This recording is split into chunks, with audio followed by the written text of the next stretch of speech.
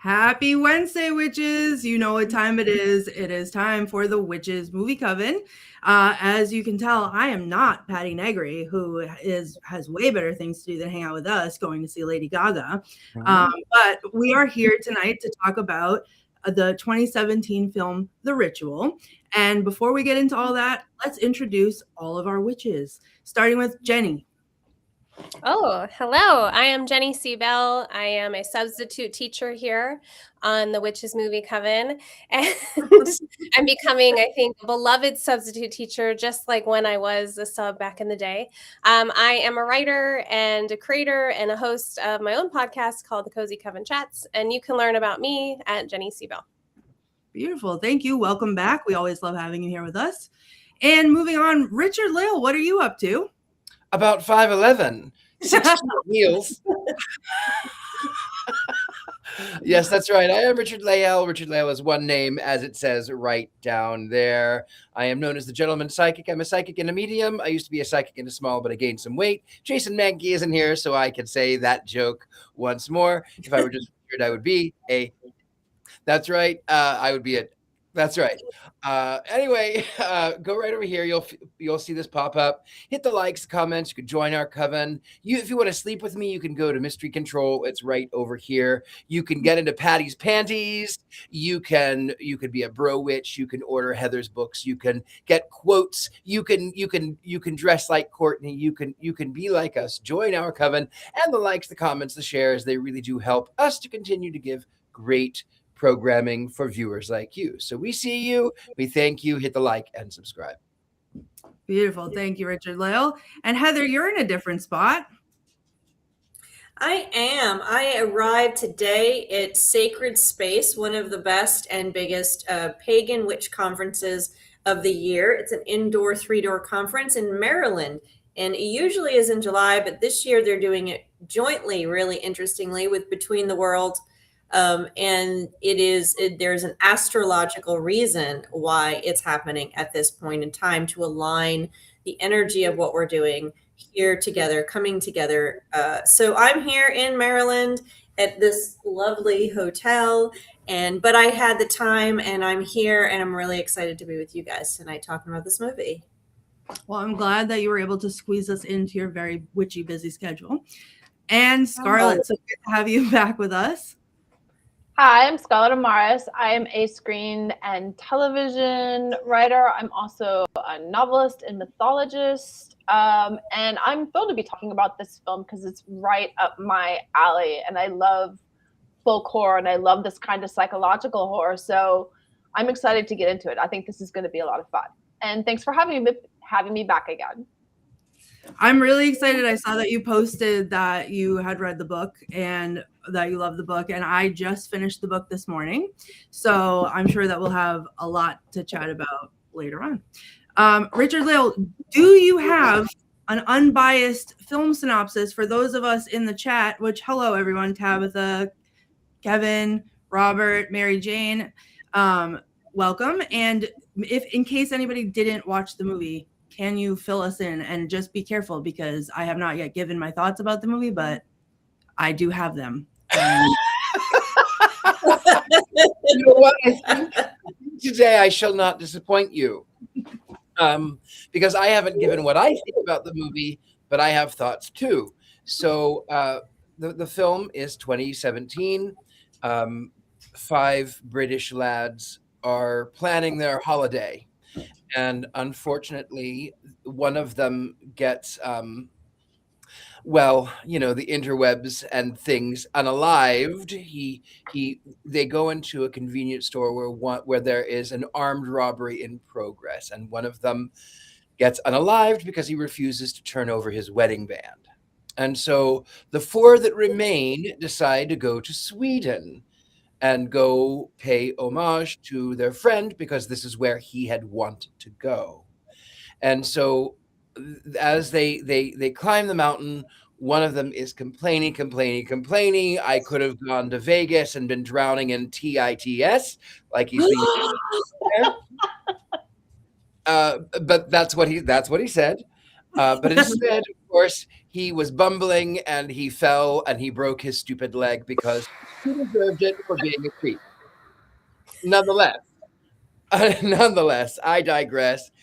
Instead of going the surefire way around the crest of the mountain to safety to their hotel, which would have been maybe a day's walk, they decided, no, let's go through the woods, because nothing bad ever happens in Norwegian, Swedish woods in the Alps. No witches have ever lived in woods. Hansel and Gretel don't have to worry about that. Don't have to worry about anything happening in the woods. Monsters never live in woods. Skinwalkers never. Let's just walk through the woods. So lo and behold, go tell it on the mountain. They walk through the woods. And then they are walking slowly because stupid leg has busted his leg. And so unfortunately for them, it begins to not only rain, it begins to pour. And rain and pour, it's torrential rain upon their heads. And so they obviously, even though they're carrying their tents on their backs, decide we have to find shelter, and they find a log cabin after they've passed a VW bus, which would have been great shelter, but that was back there. So, they walk through the woods, they find a creepy old house, and they decide, hey, nothing bad is going to happen when you break into a house in the woods. We're going to break into the house in the woods, and we're going to sleep in the night. And then when they break into this house in the woods, they find that there are all kinds of markings and carvings and things that are around it. And as they explore this seemingly abandoned witch log cabin, they find that there is an idol to an ancient god who looks like a tree with a severed head, but like a skinwalker. And they decide, yeah, this is normal. This is great. This is perfectly normal. I have no reason to go on through the night. I think we'll just camp right here under this idol, along with all of the witch marks, and we're going to be fine. It's just a warning, but it's fine. Well, in the night, they all have nightmares.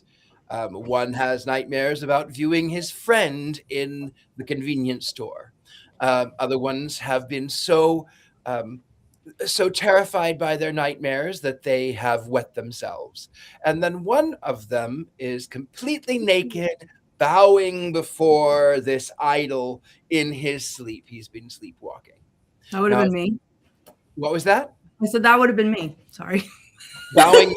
Yeah, I would have done that too, I think. I mean, it's perfectly normal. I would have done that. So then they decide they have to get out of there. They have to leave. And when they come through in the morning, they find now they can really see all of the runes and all of the marks and all of the carvings and all of the trees. And instead of following their compass like that they were supposed to do, the one with the stupid leg has decided that he wants to get out of the woods. And so he's going to take a trail that he found, because again, following some random trail when you have a compass in the woods is perfectly fine. Nothing bad ever happens when you follow a random. I'd follow that tree anywhere. You do. I think you joined the cult of that tree. I mean, I might have started it, but. So they end up by going through the woods, and of course they encounter a deer that has been hung in the killing tree, dismembered, but it's still dripping blood. Mm-hmm. And so they go along, and then as it turns out, you find out that this creature has followed them through the woods, and it is the size of these trees. So they end up by getting more lost in the woods. They're running from this thing, and then one by one, they all get plucked off. I said plucked off. I didn't say anything else. They get plucked off one by one. And then they end up there's two of them, Stupid Leg and the hero, in a cabin, in another cabin, because cabin in the woods. Of course they are. And of course, there are villagers who are perfectly normal hill folk. They're just perfectly normal, immortal witches who live in the woods and pray to an ancient tree spirit who gives them immortality for living in the woods and praying to it. So win-win, right? Well, the older witch decides that she has an eye for the hero, but she doesn't want to give Walter to Stupid Leg because Stupid Leg is a great sacrifice for the tree spirit. Long story short, hero breaks free. Stupid Leg gets sacrificed to the tree god. The hero breaks free, steals a gun, ends up by blasting his way through, sets the house on fire, runs from the villagers which are now being killed by tree spirit because angry spirit. So he runs and runs and runs. The tree spirit picks him up, throws him to the ground, picks him up, throws him to the ground. It seems as if he wants this man who is marked by him. I failed to mention that is marked by the tree spirit as a worshiper. He is supposed to stay and worship, and the tree spirit shows this is what you're supposed to do. You're supposed to worship me, worship me, worship me. And then he runs and runs and runs, and he ends up by being just outside of the trees. And the tree spirit yells this guttural, animalistic yell at hero. And then so in a moment of empowerment, hero, now that all of his friends are dead, turns back to the tree spirit and says, "Ah!" That's it. Okay. That was definitely for sure informational, and I loved it. And I felt like I was watching the movie all over again. So just in case that wasn't quite enough, Heather, do you have some more in-depth information for us about the ritual? Yeah, I can go ahead and give you some background, and then we can go from there. So just to go through, I know someone asked what movie this was. This was The Ritual, and I flipped my cards over here. I got these Vanna White cards here. Yes, this was The Ritual, released in 2017. It's a British movie. It was originally seen at the Toronto International Film Festival and then picked up by Netflix. They paid over $4 million for it. I think 4.7 is what I wrote down. And then it's since made 1.5 million, I think 1.6 million. So it's done pretty well so far, but you know, it's not breaking the box office. Again, it is streaming, so we'll see what it does. It was filmed in Romania, so our Sweden is actually Romania, in the Transcaucasian Mountains, I believe. So it is. What was that? I'm a Transcaucasian. Similar to that, thank you very much for clarification. It was directed by David Bruckner, and just a shout out, he's a UGA graduate from Georgia, where I am from. And this is his second notable film. The other one was called The Signal. And let's see, those are sort of the basics of what we're talking about. So now there are a couple other movies called The Signal. There's one in 2025. There's one in 2009. There's been other ones. This is the 2017 film based on a book called the same name, The Ritual, written by Adam Neville. That book was released in 2012. Adam Neville is British, so that's where you get the British side to it. The movie is a British movie, but the director is American. Adam Neville is British. It got a number of awards, and he's written some other things, but we'll talk more about the book in a little bit. Let's go to the third thing. So folk horror, what exactly is this? We've returned to folk horror, one of my favorite genres, of course. What is it? It is a form of horror, is a horror movie that is very specific in the way it approaches things, usually very atmospheric, usually involves nature and the woods. It usually has some kind of pagan ritual or some kind of superstition. Often isolation is involved. It has rural settings. There's definitely what would be considered backwards practices by people, rural environments. And again, we see the dichotomy between nature and the wild. So other movies that we have since done and reviewed that are considered folk horror. We already did The Witch, Midsummer. Hereditary is borderline, I think, as far as a folk horror. Of course, Wicker Man, which is the one everybody goes to when we talk about folk horror.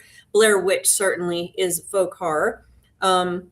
Hellbender, another one, and there's plenty of other ones. These are just ones that are notable that we've reviewed, and there's plenty of other ones to talk about. If you're watching a horror movie and there's woods involved, there's cabins, there's notes of witchcraft or magic, there's any kind of sense of maybe a devil or a creature, there's ritual.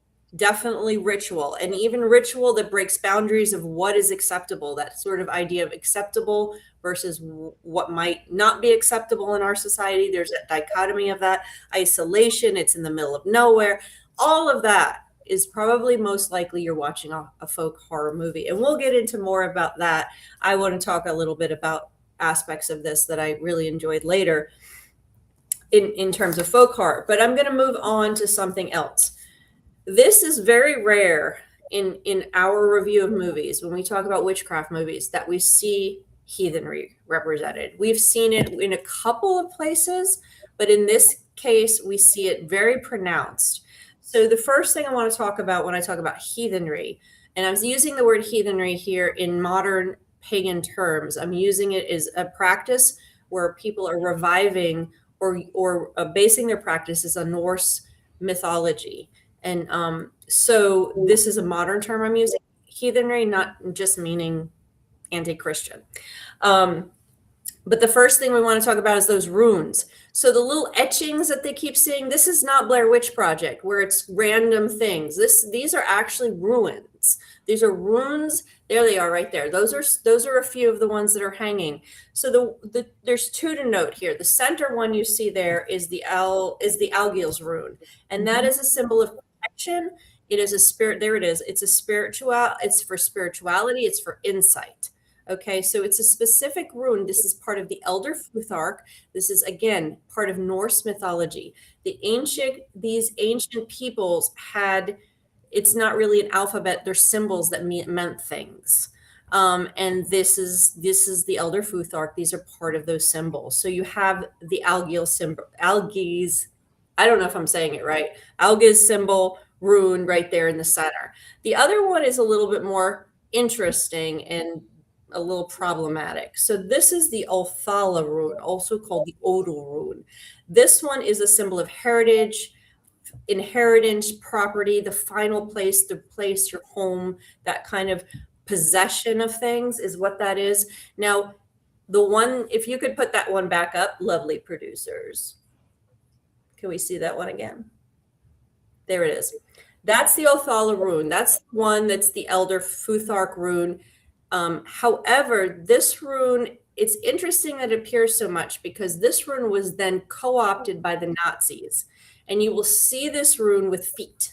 And can we show that rune? The other one, I think I gave you a picture of it. This is the Othala rune, also called the Odal rune, that has feet. That is a Nazi symbol. It was co-opted. So we don't see the one with feet in this movie, and I don't think that was the purpose of its use. I think they just picked one that was more recognizable. And the reason why that Othala rune is very recognizable to the general populace as being Nordic is because of the Nazi co-opting of it. So that's a really interesting. Some of the other things we've seen are not, I didn't recognize. They may have been like ogums. I think some of them looked almost like ogum etchings from the UK. Druidry and stuff like that, but I did not recognize them specifically. But those two are very markedly, definitely Elder Futhark ruins. And that ties into the last thing I want to talk about is getting back into there they are in the tree. Those bottom etchings look more like ogums to me, but I am not an ogum expert. I will be soon though, because I'm working on a book soon about that. Anyway, back to the connection to Norse mythology. They do mention in the beginning that the people must worship Odin in the land. So they do mention Odin, of course, part of Norse mythology. And they also, but then find out that this creature is a Jotun. or a Jotun. I can't remember how she pronounces it. A Jotun in Norse mythology is a giant. And they say that this Jotun is a bastard son of Loki. Now, Loki is, yes, in Norse mythology, Loki is also a Jotun. He lives in Aesir. He lives with the gods, with Odin and all the other ones, but he is not one of the Aesir. He is actually a giant. He is an Jotun, according to Norse mythology. So they're really relying heavily on this.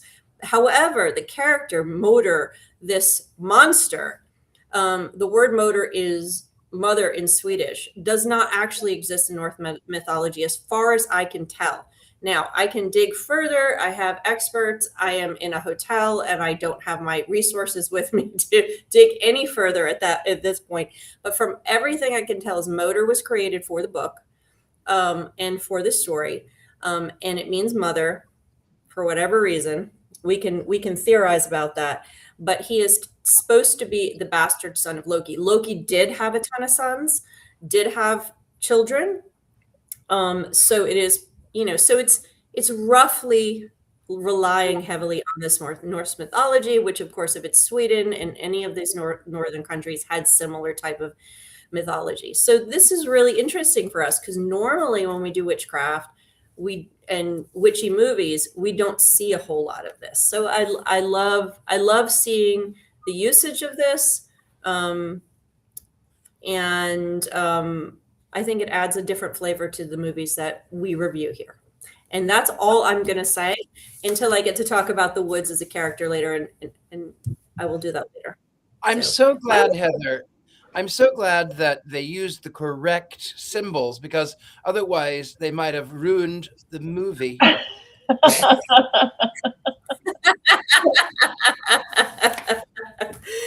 I do my best to please Richard-Lael. But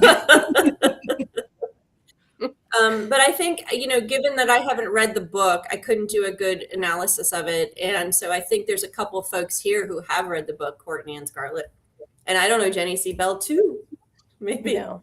I haven't read the book since probably 2012, but I do, and I read some of Adam's other stuff too, but I do know like something that he's really good at is this is kind of a mixture of folklore, the mythology, and then weird fiction too, because he's obviously heavily influenced by authors like Lovecraft and by Algernon Blackwood.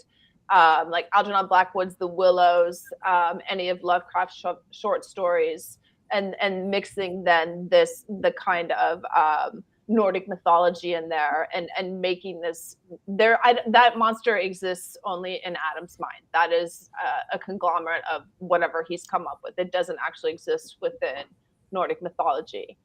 But the book is really interesting. That thing that bother, in a book you have more time to flesh out your characters.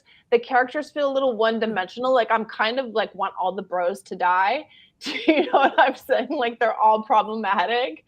Even the hero I'm not really rooting for. But in the book it's a little bit different because you have much more time with them. Did you have that same feeling, Courtney? So it's funny because I just, like I think I said earlier, I just finished the book today. So there's some things in the book that I love. I love his writing. I love the story. I do, like you said, it's more fleshed out. So there's more of not just character building for the characters, but also for the monster. Like it builds a bigger sense of dread. It seems bigger and scarier and whatever, because it's, it's half the book. It's following them through the woods, but in like ways that we just don't understand yet. But there's also a whole thing, like the mother aspect comes into it in the book. And I think it was one of my favorite parts. Honestly, I was reading and I was trying to get through it just like early this morning. And all of a sudden I was awake and my jaw dropped. And I was so excited because at some point there's a woman, and as he's escaping, he shoots her and he goes to look at her body, and her body has goat legs. So in the book, like in the movie, it's more of like a deer elk looking kind of thing. Yeah. Yeah. But in the book, it's called like the big black goat of the woods, and Yes. it's supposed to be a goat. So he's talking this whole time when he's being held captive in the house that he can hear this little old lady's loud footsteps, and then he makes the connection when he sees her body on the ground that the reason why her footsteps were so loud is because she had goat legs. So she was calling to the monster, and she was the child of the monster. So the monster was the mother. And then the bodies in the movie that he goes up in the attic and burns that are all alive but really old, that is also an incredible scene in the book, which gives it a lot more context than it does in the movie. I'm glad they showed it, but it didn't really give it a lot of context in the movie. And those are also children. And then there's also these other things that they're seeing in the woods that they're calling their children. So it's like this god, this big black goat, the mother, is, you know, kind of spawning all of these things that like could come all together in the end, and it's amazing. Like that was my favorite part of the whole book. However, character wise, I hated all of them. I hated all of them in the movie. I hated all of them in the book. I especially and in a way, I'm not like, not that they weren't written well, but in a way that like the way they were written, I was not rooting for them. I was not rooting for the main guy at all. And I feel like another thing that the book gave us, it was a lot more cat and mouse than the movie was, which added a lot more to the dread. Like I think they did a really good job in the movie with like the visuals and everything else. I think it was awesome, but I think it was one of those where like, oh, now's his chance and he's going to survive, and oh no he's not, and then oh now he's going to try again, and he's pushing and pushing and pushing and trying and trying and trying, and he never gives up, and he's surviving and he's surviving and he's surviving and he's surviving, and it's you're exhausted with him, and he's just like, how can he keep going? But at the same time, at the end, I wasn't rooting for him to make it, because he just wasn't a person that I connected to in that way. Like I was rooting for the monster. I was rooting for the god and for the people and the woods, frankly. And that grows. You know, and that was something that they did really well in the movie. And this is really tricky in these kind of movies, is having a monster like that. And they did a really good job of like showing a glimpse of it here and showing a glimpse of it here, and then only showing the whole thing of it at the end, which is actually an interesting shot when it rears up and it looks kind of like the predator and an ant had a baby, you know, like it's nothing like the monster in the book, which is supposed to be, I think, a little bit like what's Lovecraft's Black Goat of the Woods. I can't think of what the name of it is, which is bad. But yeah, no, I agree with you. Like I hated all those characters. Like I was not rooting for them. They're not sympathetic characters. They're not likable characters. But I think like that's the best part of it though, is like, why am I reading this? I hate these guys, but I'm reading it to like, okay, is the monster gonna get him? Like, can I see the monster get them? Which was awesome. That's like a great reason to keep reading a book. Sorry. And some of these movies do end like that. I mean, that's the Hereditary ending. That's the ending of a lot of these, where you wind up with, and the movie could have ended like that. Especially now, we're seeing a lot of movies ending on this non-happy ending, where it's like, okay, well, this is what happens when you mess up. You know, you get eaten by the child of an ant. And what did you call it? The predator. The child predator and an ant. But I think go ahead. No, go ahead. No. I for me, I didn't read the book, as I said, and I hear, guys, what you're saying. There was a balance problem with this movie, and I have to watch it again on the big screen when I'm not rushed and doing and involved in all of this. But the little I saw is there was a balance problem where I felt like so much happened right at the end, and I wasn't teased enough. And I did enjoy the teases that happened, the sounds. I love the sounds, the crackling and all of that stuff. It had a little bit of a Blair Witch going on, but I don't know. I have to watch it again to be sure, but it sounds like you guys were picking up on a similar thing where I felt like there was a balance problem. Yeah, and it it's very interesting with like the distorted time and the way that it plays with the timelines. Like I thought that was really fun, but then it also had some story threads that were never fleshed out enough for them to make sense. Like the guy's wife showing up and being the god. Like I was like, and the same thing where in the book, it's a fantastic scene when they burn the children in the attic, but you don't know that that's what they are. You just know that these people live forever and that these are weird mommy people and that like one's moving its lips, and it's a nice horror beat, but in the book, it's actually really gut wrenching. And it's a vastly different feeling. Yeah, I think too, one of my favorite that's exactly what I'm feeling. Yeah.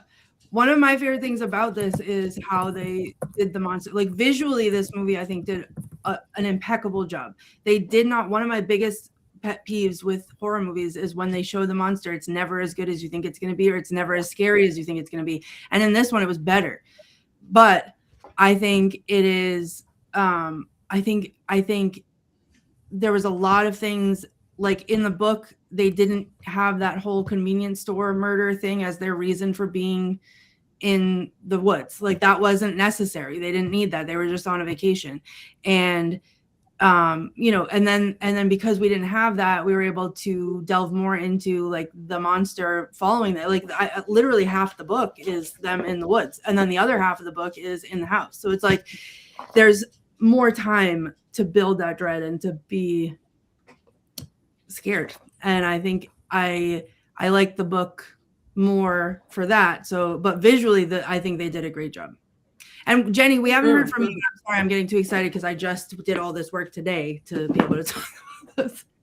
No, I've never heard of it. I watched it and I found it refreshing that I feel like if this was made in the 1980s, it would have been a group of college-age girls in the woods. Yep. And so I liked that it was a bunch of guys that I didn't really care for.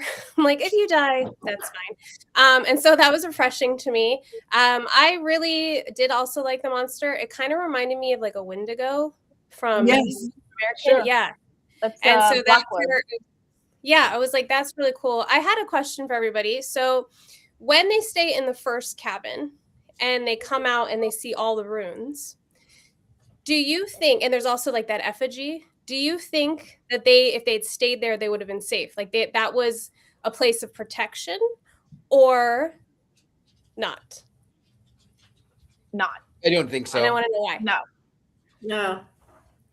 I think it was the temple. I think that was where, I think it is the temple that is where they worshipped Mother.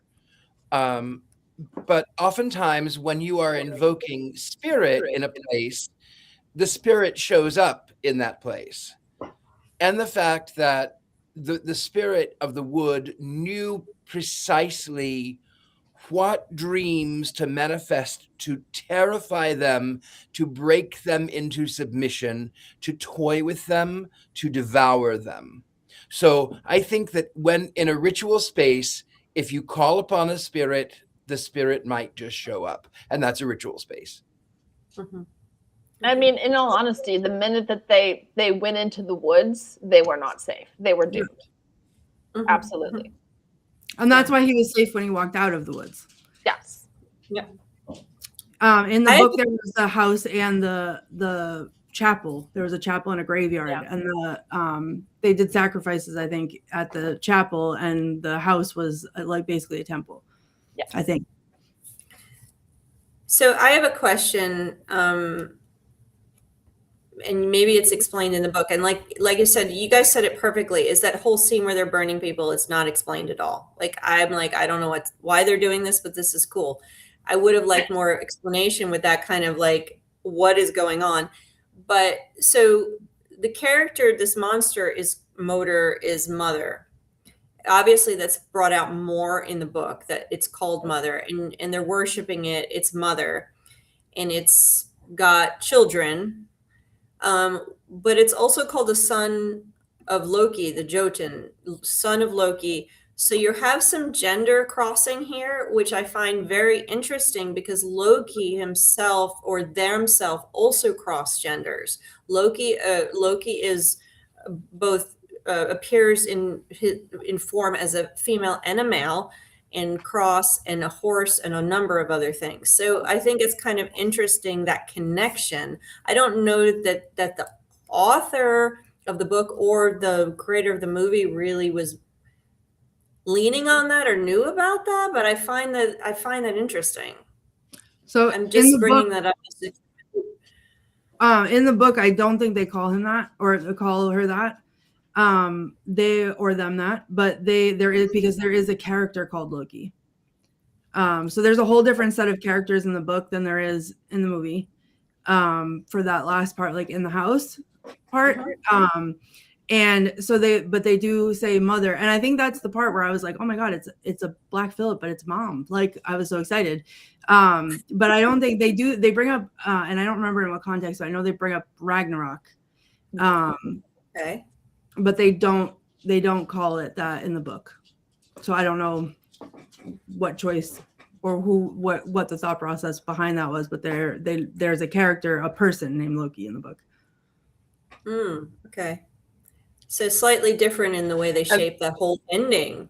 Yeah, it's very different. I think everybody should read the book. It's really good. It is And really what good. you don't know. Oh, I'm sorry. I was going to say, what you don't know about this character is that he was going to be the main character, and then they decided to make him low key. Oh, okay. There you have it. Well, I would like to bring up one other point, is in a lot of these movies, and not just horror, not just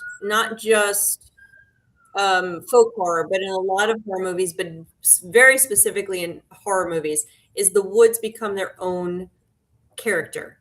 And it's very, very key. And you see this in movies. There's actually a movie called The Woods that was done in the early 2000s. There are a number of movies where The Witch is like the perfect example of that. The movie The Witch is and I have in my book, I have an extensive area where I talk about the woods and what that means, especially in relation to women and women's power. And in fact, there's a movie in the 40s where that's directly linked, is the Wildwood is directly linked to women's power, and that's why it's feared. You know, there's a whole feminist subtext there that goes on in these movies. And if you get my book, you can read all about it. But it's really, really fascinating. Here you have this again, a mother, and then you have they can't leave the woods, and again, it's male characters. And there's a movie that I have, hopefully we'll be able to watch it. It's on the schedule coming up in the next few months.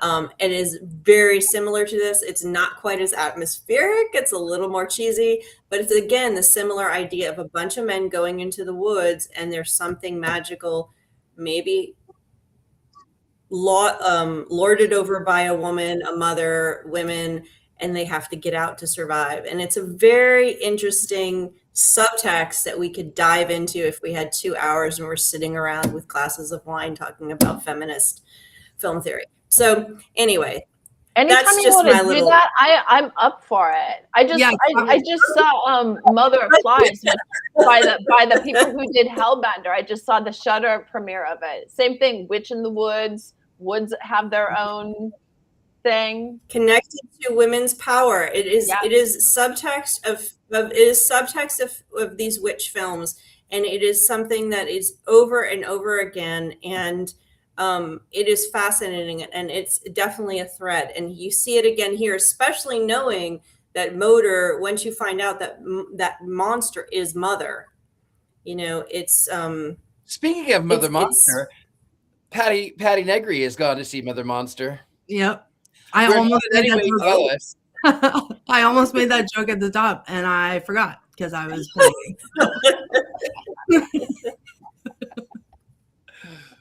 Hey, I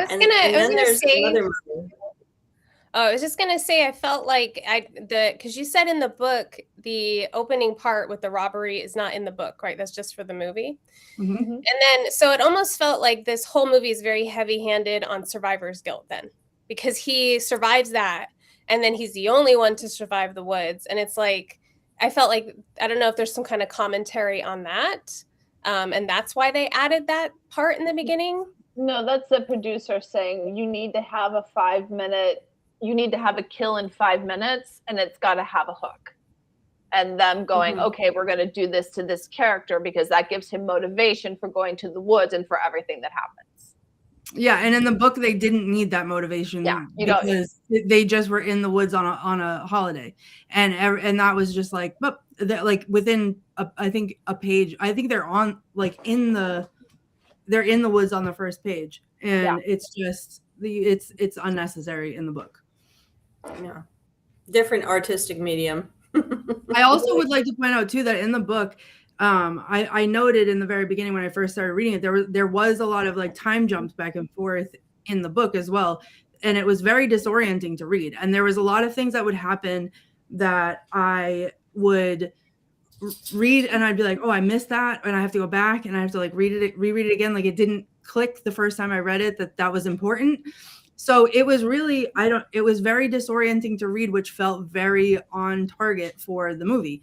But when I saw I saw the movie before today, and I liked it. I loved it. Like, I thought it was great. I thought the monster was great.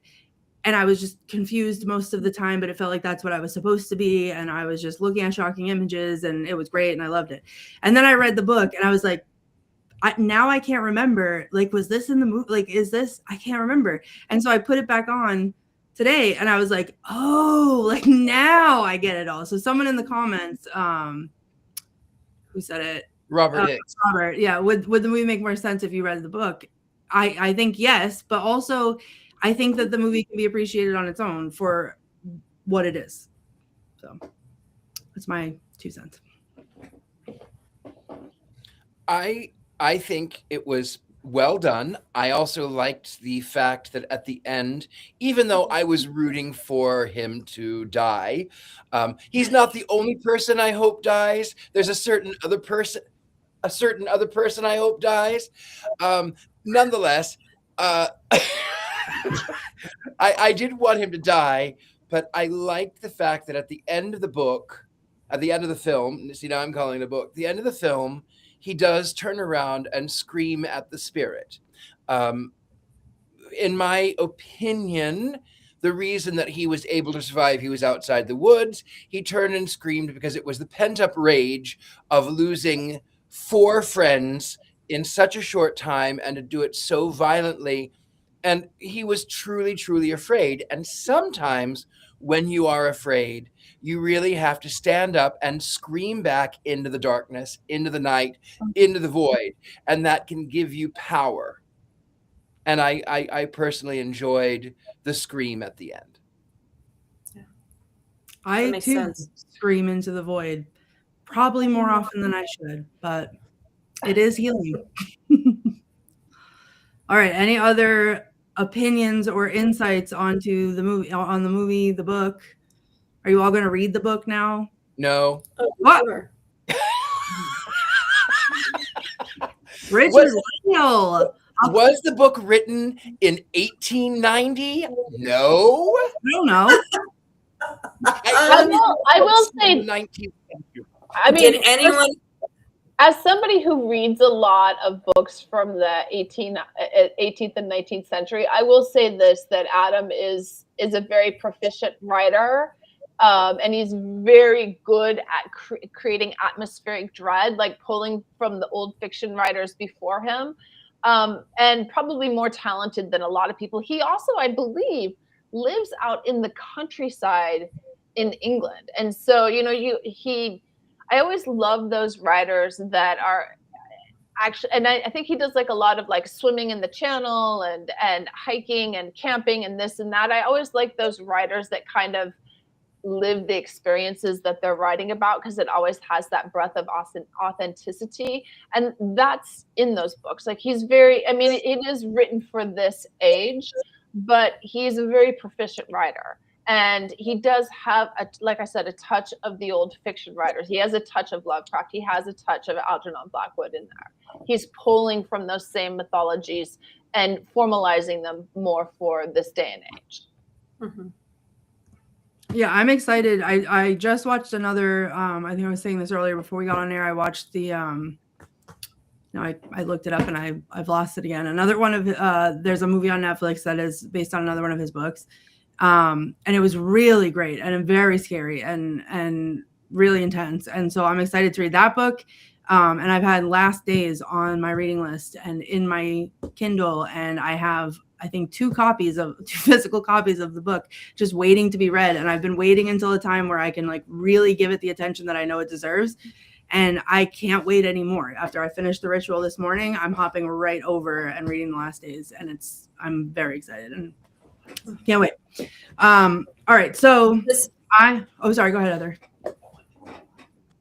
No, I was going to say, I was just going to recap is that just generally, this was not one of my most favorite folk horror movies. I am going to watch it again in a more proper format, but I did love the atmosphere. I love the way they captured the atmosphere of folk horror movies. And I think there was moments that, as far as I can tell from the way I watched it, which is not the way I usually watch films on a big screen,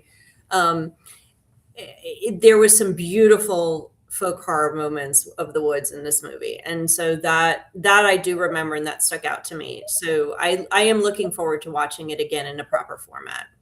No, they do a good job with that. And it's got what it's called a narrative kill structure. Like the narrative kill structure is very, very accurate. My only bitch with this film is that I wish the characters were fleshed out more, that I wasn't rooting for them all to die. Like, I wish it had a little more emotional resonance. I think they were rather fleshed out. Oh my goodness. Richard-Lael is on fire today. I just walked right into that one, didn't I? Like the mummy people, like the mummy people, Richard-Lael is too on fire. So fantastic. There you go. All right, so when trying to come up with quotes for this movie, I had a very difficult time because every sentence that they said had the F word in it. So I could not continue to, I was afraid that I was going to say it by accident if I tried to change it to something else, because I heard it so many times already. So I only have 2 quotes tonight, which is why I let us talk a little bit longer. But I snort laughed because when they were walking past the VW van, one of them said, "I got a hand job in one of those once at a festival." And then the other guy said, "Thanks, Phil. What a beautiful story." And I feel like I will say that to everybody about everything from now on. Great. And then after what did you call him? Broken leg guy? What did we call him? Stupid leg. Stupid leg. Okay, when Stupid Leg hurt his leg and he was taking a rest, and then the other guy was telling him like he had to get up and push through the pain, and he said, "I am pushing through the pain." And the other guy said, "No, I think you're uncomfortable and you need to push through the pain." Stupid Leg said, "Oh, I'm sorry. I didn't realize you were a doctor. Why don't you go ahead and give yourself a prostate exam and leave me in peace?" There was an F-bomb in that one. I took it out, but there it is. There was a lot of good one-liners in this movie. I really did enjoy the dialogue a lot. And a lot of it was like kind of what I would like to say to them if I was there, because I hated them all and I just wanted them to stop talking. So I would have also snapped back at them with rude things like that, which was great. So having said that, I think we're a little early, but should we vote? I had a question. Oh, let's do that first. We all talked about how unlikable they are. And I was curious if we all think that was purposeful. And if so, why do you think so?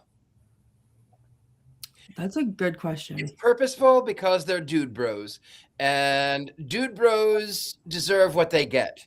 There's a reason that there are lonely men who don't date anymore, because women can see through all of the BS. They can look through and see that they masquerade as machismo, and they wet themselves over a bad dream. Yes, yeah. It's intentional. I don't know if it was intentional or not, but I feel like I struggled because, and again, not to victim blame here, but when we make a choice, right, as big, strong, smart men, to cut through a giant forest in a country we don't know where we are and we don't know anything about, we kind of shouldn't be surprised when things start to happen. I don't know. I find it hard to feel bad for men when they do things like that. So that's where I'm at. Oh, did you like anyone in the Blair Witch Project? That's a good question. No, I didn't like that movie either. Not at all. I think that's a thematic thing that we could have a longer conversation with Jenny about that, and I think that's a case. And there's this movie that this reminds me of that I said it's an indie movie that's not quite as atmospheric, has the same thing, and we could go down the woods, equal a women's power. We could go through a number of things currently, what's going on with the world. There's a lot of reasons, I think. And I would think it is a choice. Now, it may be the fact that the movie also, what's pointing to what Scarlett said, is that they probably didn't flesh the characters out. And it may have been different if they had fleshed the characters out better. But it also may have been a choice. And I think that's the interesting part. Sometimes, especially in the last 10, 15 years, we're seeing a lot of movies where there's characters we're not so sure we like, or we like only because it's not like they used to be, where there was a solid character, always a solid character for us to cling to and say, yes, we like this character. It's stopped being like that. And I think maybe it is a choice. Well, maybe that's a long conversation. Yeah. Maybe that's the monster, though. Like, that's who I clung to. And in the book, too, fleshed out characters and all, however much they were fleshed out in the book, I still didn't like them. And I still rooted for the monster. Somebody in the comments asked if we liked anyone in The Wicker Man, and who doesn't love Christopher Lee as Lord Summerisle? Sorry. We all love him.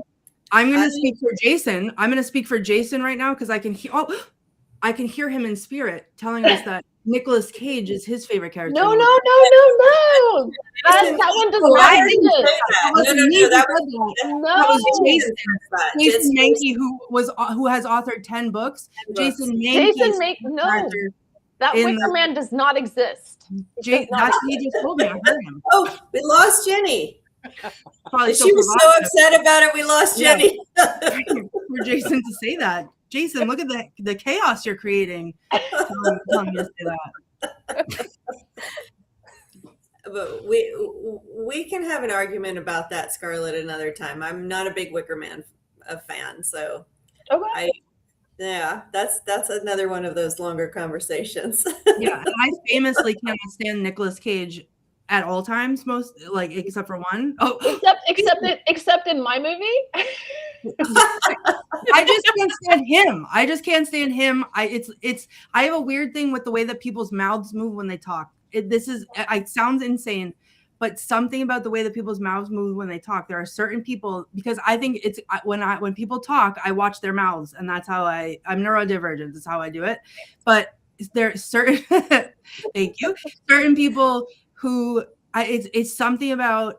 It's the same with what's that show, like Working Moms or something? Someone's mouth in that movie. I can't watch because of the way that their mouth moves. And Nicolas Cage drives me insane. Because except for the one movie. Right. That's my favorite movie. The one The Unbearable Weight of Massive Talent. Yes, that's brilliant. Right. But every other time I can't look. So I have to watch it like this, and then I can't hear it because I can't look at their mouths while they talk. So as Marilyn Manson, Dracula. I kind of liked him in that movie. No. I did like that. No. Okay, we have to stop this. Patty's not even here. She's the one that likes Nicolas Cage the best. Okay, that's enough. Look at that mouth. I can't. Comfortable. All right, let's vote. The Ritual 2017. One's up, one's down, one's neutral. Jason, I'm ignoring you. You can haunt me all you want. I'll hex you. I hope you enjoyed your flights, Jason. You're welcome. He's still on the flight. Yeah, exactly. All right, so we have wands up,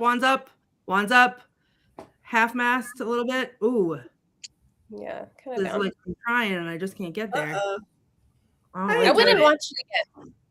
I wouldn't watch it again, but yeah, I would read the book maybe, but I wouldn't watch it again. So I'm gonna have to go down. I'm gonna watch it again so I Love can the see it on the atmosphere. screen. I would watch it again. I have watched it again. Today was my second time. We have a wand almost up. Maybe we rewatch the movie, but as of now, I think wand down. That's fair. 4 or 5 up. 4 out of 5 up for 4 out of 5 dude bros. Dead. That's funny. Yep. Love that. Love it. Wands up, Mary Jane. Beautiful. Yeah, you know what? I can't say that I disagree. I'm not hexing anybody for their movie opinions tonight because I understand where it's coming from. I feel like you should read the book. And then maybe watch it again.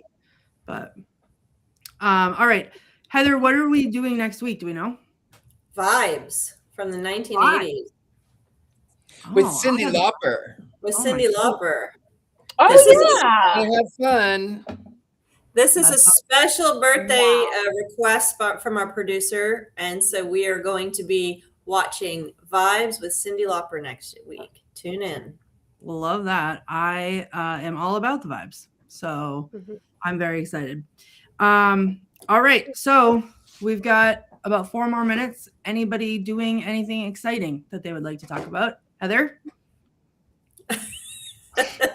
Well, Annabelle and I, or this is actually mini Annabelle. This Mini is actually mini Claire. I've been Mini ignoring Claire- Mini Annabelle. I've been ignoring Mini Annabelle. This is mini Clarabelle, actually. Anyway, she and I are going to be hosting a doll workshop tomorrow at Sacred Space. We will be doing another one on Oz the day after I'm here. And then Jason and Patty and I will be attending Paganicon, another big conference at the end of March. We'll have more around the equinox. We'll have more about that as we get closer. And then I will be at Autumn Witch Fest in Texas a couple weeks after that. So right now I'm focused, Mini Clarabelle and I are focused on tomorrow and this wonderful weekend that we are going to be having at Sacred Space in Maryland. Love that. Thank you.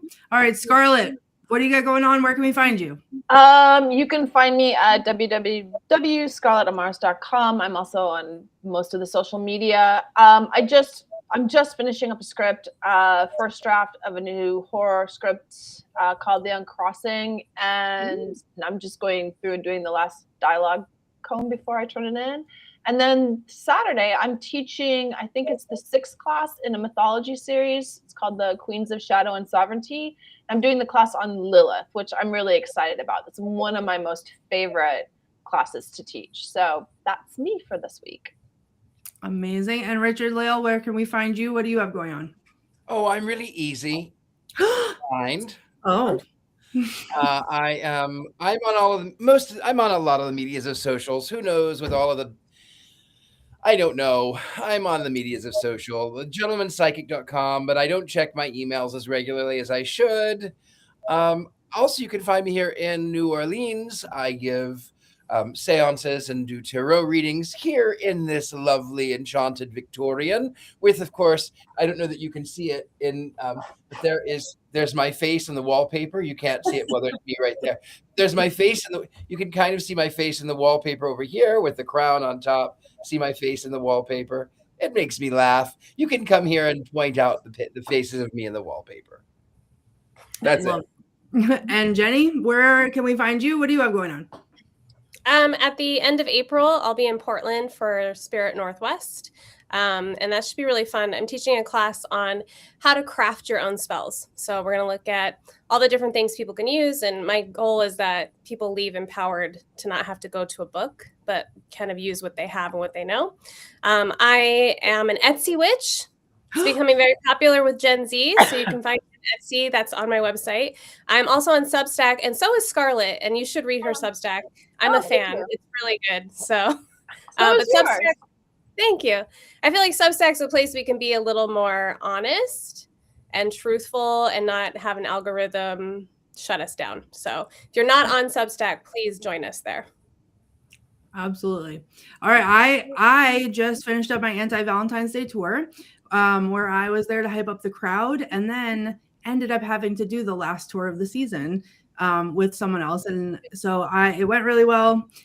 Buckle up. Prepare yourselves to come to Salem next year because I think I had too much fun and I will be doing it next year. So You guys can come check me out there. Other than that, I am at the Themes on all the things, and you will find me in the movie theater because there's so many good horror movies coming out that I cannot wait to watch. And just as a quick, very exciting plug, I went and saw The Mortuary Assistant yesterday, which is my favorite video game of all time. And I was terrified that it was going to be terrible. And it was like a love letter to that video game. And it was like the most fun I've had at the movies in a long time. So thank you for making that, all the people that were involved, and I enjoyed it. All right, it is time. We have one last thing to do. What do witches do? We cackle. Scream at tree spirits. There we go. Scream into the void. Ready? 3, 2, 1.